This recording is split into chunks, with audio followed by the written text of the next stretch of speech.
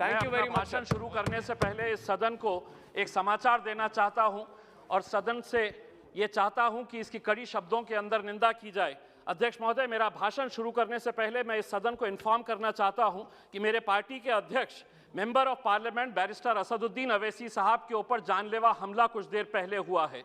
उनके ऊपर मीरठ से जब वो प्रचार करके वापस आ रहे थे तो दो बंदूकधारियों ने उनकी गाड़ी के ऊपर हमला किया, गोलियां चलाई, लेकिन उनकी जान बच गई। वो आए हैं वापस।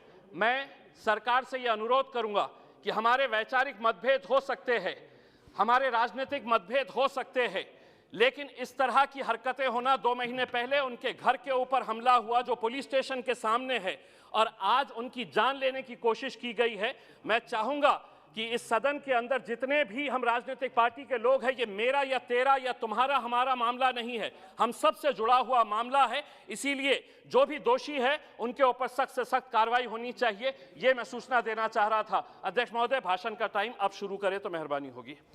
अध्यक्ष महोदय, महामहिम राष्ट्रपति जी का भाषण सुनने के बाद ऐसा लग रहा था कि इस देश के अंदर सब कुछ बहुत कुशल मंगल है, सब कुछ बहुत अच्छा चल रहा है। सपनों का देश कैसा होगा, ये राष्ट्रपति जी के भाषण को सुनकर ऐसा लग रहा था, लेकिन हकीकत क्या है मैं अध्यक्ष जी मैं आपको बताना चाहता हूं और शुरुआत करता हूं उन गरीबों से जिनके आंखों के अंदर आपने 6 साल पहले एक सपना दिखाया था। 2015 के अंदर हमने देश भर के अंदर वो होर्डिंग्स देखे थे जिसके ऊपर मोदी जी की तस्वीर थी और ये लिखा हुआ था कि 2022 तक हर बेघर को हम घर देंगे प्रधानमंत्री आवास योजना के तहत। मैं देश के आंकड़ों के बारे में नहीं कहता हूं, लेकिन मेरे अपने जिले के मैं आंकड़े बताता हूं जो आपको चौंका देंगे। 80,000 लोगों ने आवेदन किया, गरीब लोग जिनको ये उम्मीद थी कि हमको एक घर मिलेगा क्योंकि मोदी जी कह रहे हैं। 52,000 लोग एलिजिबल हुए, 52,000 लोग क्वालिफाई हुए हैं। और मैं आपको बताऊं कि जनवरी 2022, 8 दिन पहले तक का आंकड़ा, 22,000 लोग एलिजिबल हुए और उसमें से दिए कितने गए घर? 355 लोगों को घर दिए गए हैं। मैं औरंगाबाद जिले की बात कर रहा हूं। क्या वजह है कि आप इतने बड़े बड़े आंकड़े दिखा रहे हैं? आप ये कह रहे हैं करोड़ों के अंदर। मैं पूरे दस्तावेज के साथ आपको बताया हूं कि 7 सालों से आपने उन गरीबों को सपना दिखाए कि मुझे घर मिलने वाला है। 52,000 लोग इस इंतजार में है कि मोदी जी अब घर देंगे और 355 लोगों को घर दिया गया है। अध्यक्ष महोदय, हम बहुत सारे सांसदों ने किसानों के बारे में बात कही है। बहुत सारे भारतीय जनता पार्टी के जो महाराष्ट्र से आने वाले सांसद हैं, उन्होंने किसानों के बारे में बात की और बताया कि सरकार किसानों के ताल्लुक से क्या अच्छे कदम उठा रही है। मैं उस सरकार से पूछना चाहता हूं कि मेरे अकेले महाराष्ट्र राज्य के अंदर जनवरी 2021 से लेकर नवंबर 2021 तक 11 महीनों के अंदर 2498 किसानों ने आत्महत्या की है। क्या वजह है इन किसानों की? अगर आप इतना उनके बारे में कह रहे हैं कि हम किसानों के लिए ये किए हैं, तो ये 2,500 किसान क्यों आत्महत्या कर रहा है? अध्यक्ष महोदय, ये small micro financing companies, private companies, banks loan नहीं दे रही, किसान उन प्राइवेट कंपनीज के पास जा रहा है जिसका इंटरेस्ट रेट इतना ज्यादा हो जाता है, किसान की फसल बर्बाद हो जाती है, पैसा नहीं, और जब वो वसूल करने के लिए किसान के पास जाता है तब उसको ये पता चलता है कि मेरे पास तो कुछ नहीं, तो वो आत्महत्या कर लेता है।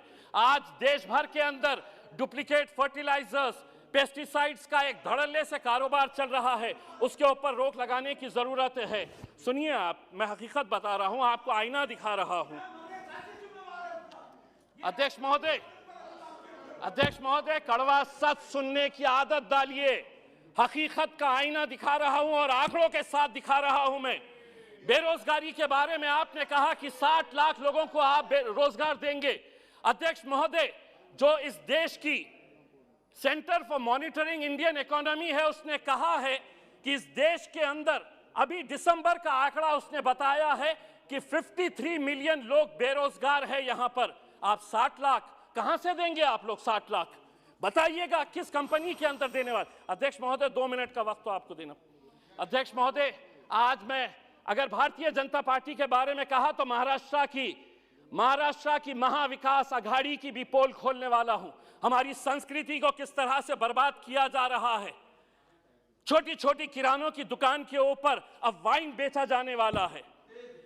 शिवसेना के एक नेता कहते हैं कि नहीं, वाइन के अंदर नशा नहीं है, तो राष्ट्रवादी कांग्रेस के एनसीपी के एक वरिष्ठ नेता कहते हैं कि बाहर के देशों के अंदर लोग पानी नहीं पीते, वाइन पीते हैं।